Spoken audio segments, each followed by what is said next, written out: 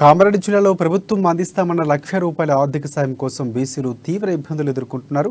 పథకం ద్వారా లబ్ధి పొందాలంటే క్యాస్ట్ ఇన్కమ్ సర్టిఫికేట్లు తప్పనిసరి కావడంతో బీసీలు ఎంఆర్ఓ కార్యాలయం ఎదుట బార్లు తీరారు.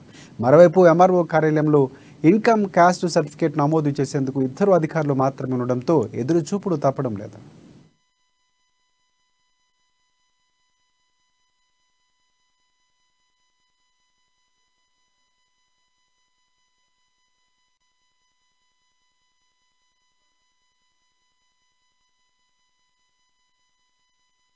నమస్కారం అండి. నా పేరు Mothukuru Butchaiah. Kamareddy district Devunipalli village 10th ward అండి మాది.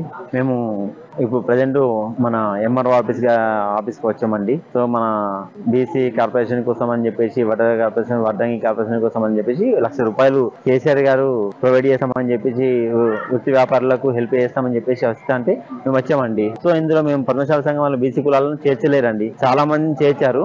అందులో బీసీ కులాలు ఉండొచ్చు, కానీ మమ్మల్ని చేనేత వాళ్ళు భారతదేశానికి చాలా పెద్ద తేజస్సు చేనేత వాళ్ళు, అలాంటి వాళ్ళకు కూడా చేర్చలేరు.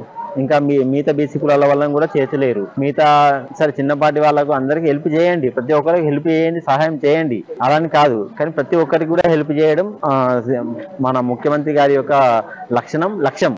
నమస్కారం అండి. నా పేరు Mothukuru Butchaiah. Kamareddy district Devunipalli village 10th ward అండి మాది.